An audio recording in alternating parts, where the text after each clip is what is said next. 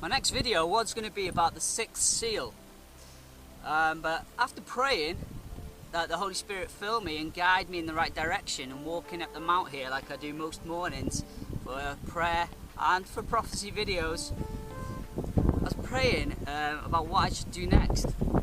And funnily enough, that the thought the vision that came into my mind was about the earth. Now there's a lot of people say some people say the earth is flat and the others say that the earth is globe shaped. So I want to cover this because I've actually made the material for and I've made articles for this subject, but I've never actually published them. So coming on my spirit was this, and I thought it was very fitting because in the sixth seal it's to do with earth shift, earth crust shift, and all the things that go on. So, you know, if I was going to fit this material anywhere into my portfolio, I think that this would be the time to do it, and that is the truth about the earth. This is how we're going to prove that we are inside, the earth is inside and the centre of a sphere-shaped heaven. And we're going to pick a spot. Here you go, United Kingdom. This is in the northern hemisphere, the upper northern parts of the earth. Let's just set that in motion. Right, now we're looking south, and you cannot see the South Pole star because the earth is curved. Now we're going to look north. Can we see the North Pole star? The top of the axis of the heavens, and it's somewhere around Polaris is roughly the star. Now we click on the star, you can see that the the distance to the star there, and all through the months the distance and the magnitude here, the brightness, never ever changes. So that's to the northern pole star, let's say. Now, but the thing is, let's choose a star that is not, here you go, Regulus in the Lion, my favorite constellation because that's when I was born.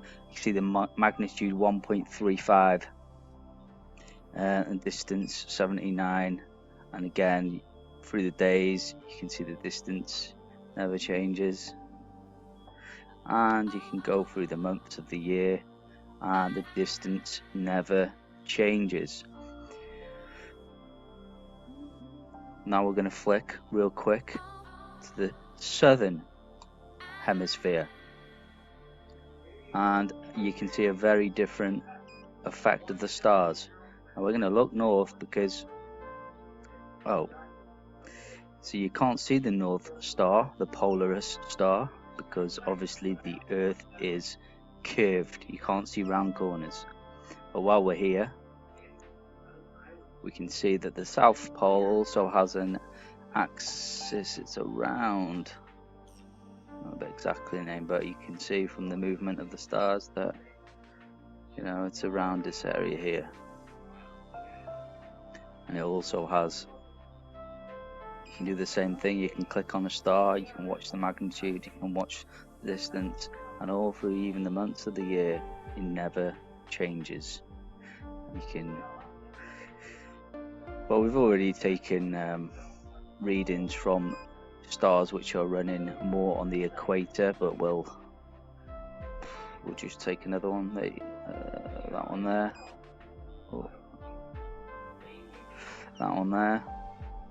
Watch the magnitude and the distance there, and you can see all through the months of the year it never changes. So this proves that Earth is the absolute center of the universe. But this clarification of Earth being the center of all the stars also totally discredits, or, you know, confirms not that the Earth rotates around the Sun. How can the Earth, which is the dead center to all the stars, how can it be rotating around the Sun, which is the center point? You can't have two centers. You know, the readings show that the Earth should be in the center of all the stars, and the Sun rotating around it. And also, if the Earth, let's say, was rotating around the Sun, then all the different distances to all the different stars would have changed. Every second it was in motion, and all of them would have different positions in the heaven.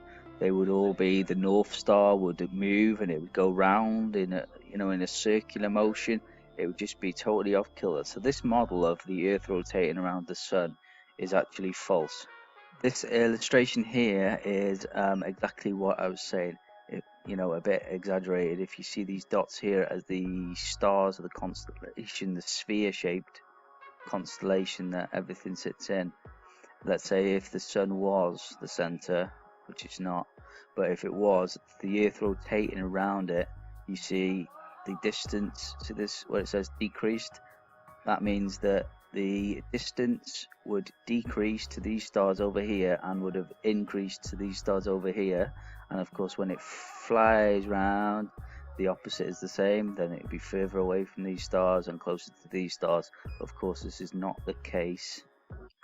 The case is that at all times, the Earth is always at the same distance to every star of the constellation, which means that the Earth is the center of the universe. But here's an interesting thing to look at. We always think of the ecliptic as maybe being flat, but actually when it's in motion, you can see here the ecliptic line is in the red. The ecliptic line is to basic terms now, the path that the Sun follows. And as you can see, if you just take a look at these constellations rotating here, especially in the center here, where the center of the sphere-shaped heaven is, you see the constellations themselves don't actually change their orbit path. It's the orbit path of the Sun which changes. As you can see from this, let's stop it if you can. Okay, stop. See, we're in July, and the Sun is rising slightly more to the north.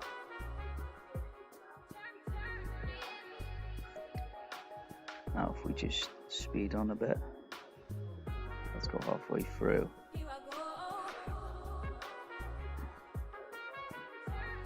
Now we're in August. As you can see, it doesn't matter how fast you go, the line of the Sun stays the same, but see how now the Sun is rising in a totally different place. We know this to be true, but if the Earth is the center and the Earth doesn't move, then that means the Sun moves. But this line of the Sun does not change. So that must mean, and of course as the months go on, as you can see now we're in Virgo, as the months go on, then the Sun ends up in a different constellation, and we know that. And it basically goes around and works through all the constellations. You see now in Capricorn. So the only real explanation for this is, I'm about to show you. Well, we know that their explanation of having a tilted axis Earth and flying around the Sun, we know that to be false, because we know the Earth is the center of the universe and not the Sun. So we can bin this off by fact of Earth is the center of everything. The only explanation for this is that the Sun rotates around the Earth and works through all the different constellations. Here you have the Northern Hemisphere summer, that would be in June. It says it there. Winter solstice, December. Equinox, March. Equinox in September. So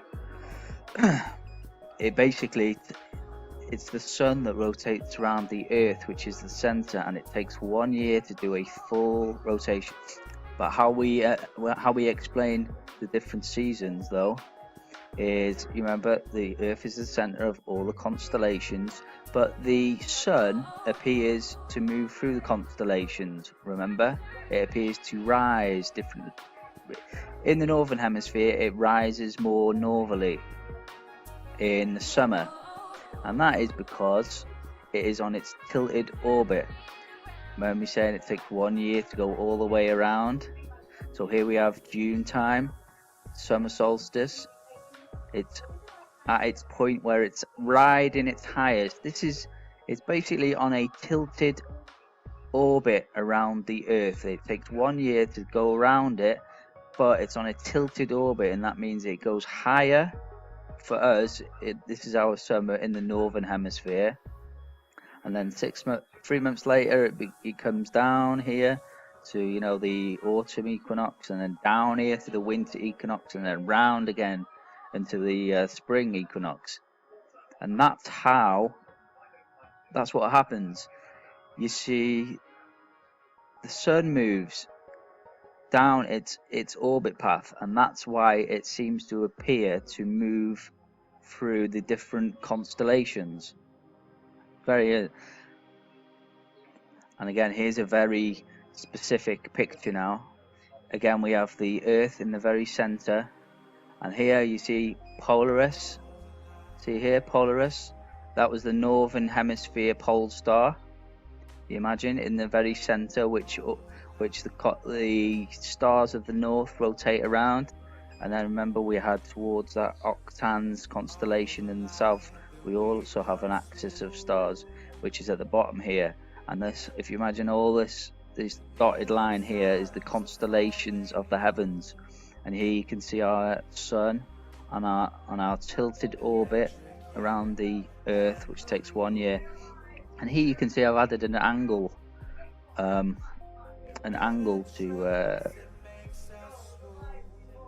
the diagram, which shows the sun at roughly 60 degrees, rising at 60 degrees. That will be the height of the summer. So that will give you an idea of how much of a angle the sun's at. Obviously, this image is not to scale. The Earth isn't this big compared to the heavens, and the sun is not that big compared to the heavens either. But this is just an illustration to give you a explanation of the only theory, because this is the only way it could work. Now, whether the heavenly stars and the sun all rotate around the Earth in 1 day, and the Earth is stationary, or the Earth rotates once in a day and all the stars are stationary, except the sun, which obviously moves basically a degree a day.